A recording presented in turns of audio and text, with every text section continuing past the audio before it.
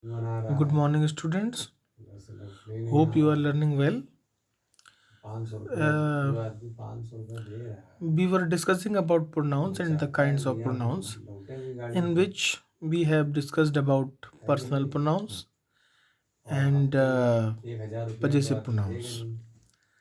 Now, today I am going to discuss the third kind of pronoun, that is demonstrative pronouns. Before I tell you about this demonstrative pronouns, let us see these sentences. This is a pen. That is a kite. Okay? These are mangoes and those are apples. Now you see the underlined words this, that, these, and those.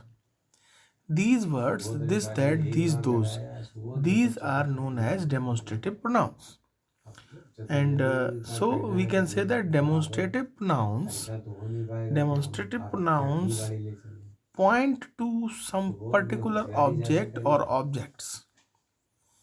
Means they point towards some particular object. Means this is a pen. This shows nearness. This is a pen. And that shows farness. Something is far away. Then we say that. This is a pen means pen is near to me. And that is a kite means kite is away from us. So this and that. This shows nearness and that shows farness. In the same way, these are mangoes means mangoes are kept near to the speaker. And those are apples means apples are somewhere away from the speaker. So this and this and these, they show nearness. They show nearness. And this that and those, they show fartherness. They show farness. I hope it is clear to you. And these words, this, that, these, those, these are called demonstrative pronouns. So the demonstrative pronouns are the pronouns, they indicate some object or objects. If there is single object, then we use this and that. If there are many objects, then we use these and those. I hope it is clear to you. Now, if I say to you, look at these sentences, sometimes it is confusing because there are demonstrative adjectives also. And there is a slight difference in demonstrative pronoun and demonstrative adjectives. So we need not to get confused within demonstrative pronouns and demonstrative adjectives. For example, if you see here, you can see, look at these two sentences. This is my pen. And next sentence is this pen is mine. Now here you can note that after this there is a helping verb. If after this the helping verb comes, then it will become demonstrative pronoun. And if after this there is a noun or pronoun, like this pen is a noun. After this noun comes. First sentence after this verb comes, helping verb is, and in the second sentence after this the noun comes. If the noun comes after this, then it will become demonstrative adjective. And if after this there is a helping verb comes, then it is a demonstrative pronoun. So don't get confused with this. And in the same way, there is an example. There are ripe mangoes, and these are ripe mangoes, and these mangoes are ripe. After this, you can see here the mangoes come. Mangoes is a noun.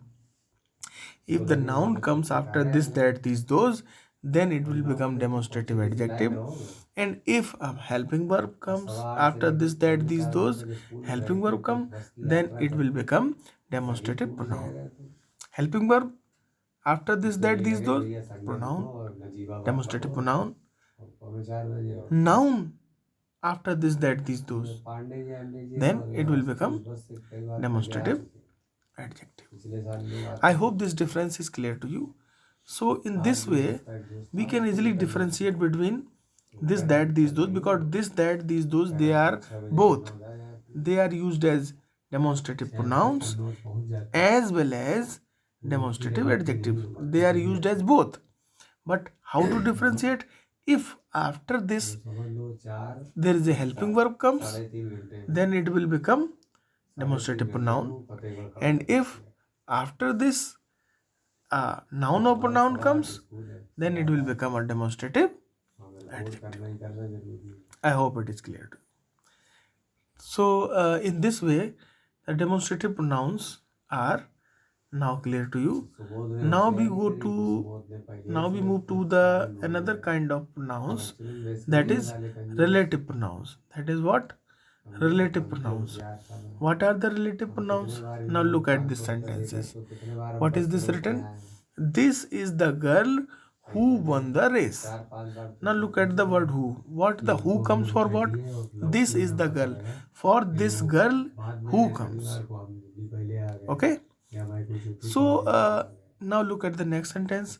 This is the car which my father brought. So which comes for what? This car. Okay. So what the relative pronouns they do? The relative pronouns are the words that refer back to the nouns used in the same sentence. Relative pronouns are the words that refer back.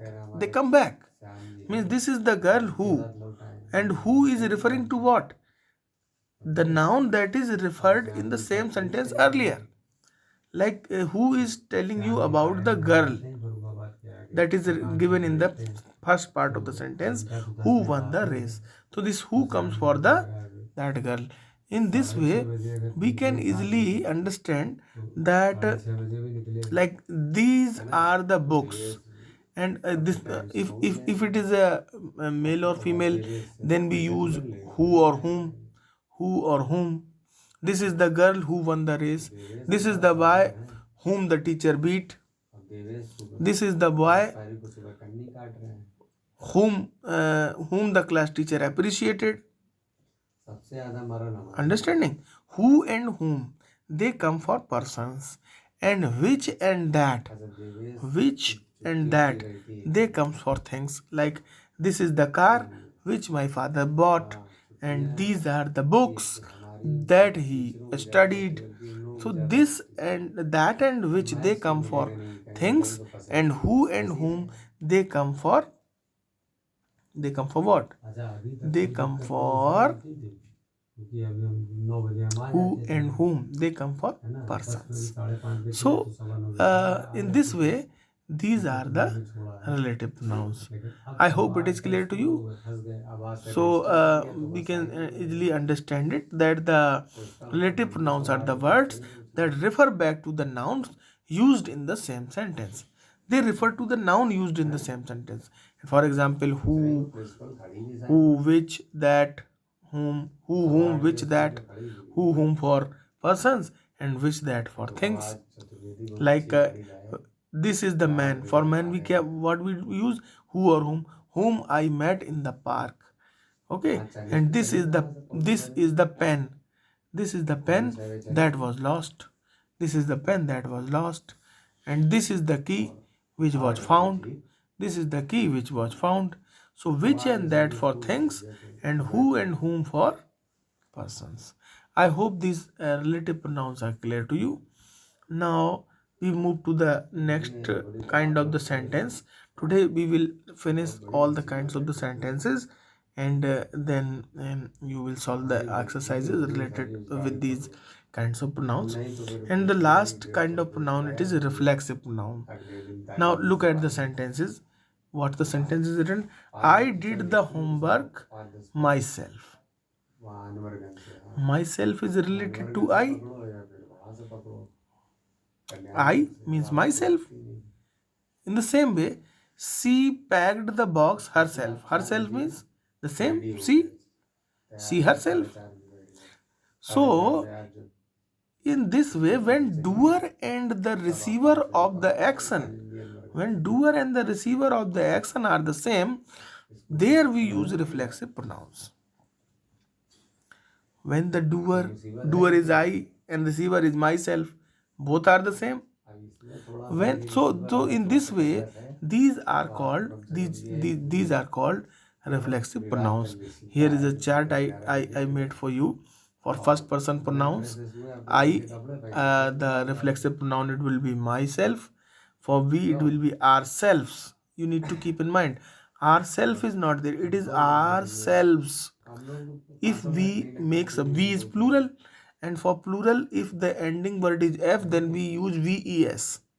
So in same way, we will use ourselves rather than ourself, because we is plural. So it will become ourselves, not ourself. That as in myself, because I is a singular, so I myself, and we is plural, so ourselves. You is used both as singular also as a plural also. So for example, if I ask one of the student, do your work yourself, and if I say the whole class, then I say, for whole the class I say, do your work yourselves. Do you understand? So yourself, if you is used for a singular number, and yourselves if you is used for plural number. I hope it is clear to you. Now he is always used as a singular, so we will use himself. She always used as singular, herself. It always used singular, itself. They always used plural, themselves. So these are the reflexive pronouns, and in this way, all the kinds of pronouns, they are over, and hope you have understood. First of all, I taught you about personal pronouns, and I told you about three persons, um, first person, second person, third person, and thereafter I told you about possessive pronouns. Okay, and thereafter I told you demonstrative pronouns, and thereafter I told you about relative pronouns, and finally I told you about reflexive pronouns. I hope all the things are clear to you, but still, if there is any doubt, you can ask me in doubt session. Okay, thank you. Thank you.